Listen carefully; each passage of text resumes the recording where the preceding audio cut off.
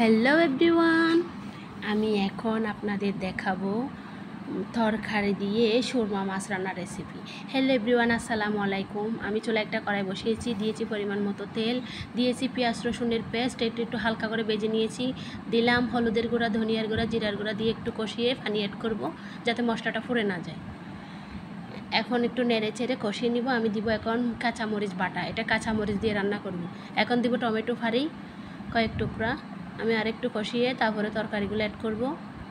তরকারি দিয়ে দিলাম, একটু মাখায় নিয়ে মশলার সাথে কষিয়ে নিয়ে আমি মাছগুলো অ্যাড করে দিয়েছি। এই মাছগুলো আমি ভাজি নাই, কারণ তাড়াহুড়া ছিল তো, মাছ ভাজার টাইম পাই নাই। এই যে আমি দিয়ে দিলাম, দিয়ে এখন একটু পানি অ্যাড করব। দিয়ে দিলাম,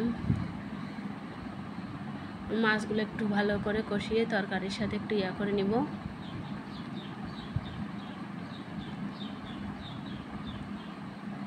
এখন ঢাকনা দিয়ে একটু ফুটিয়ে নিব।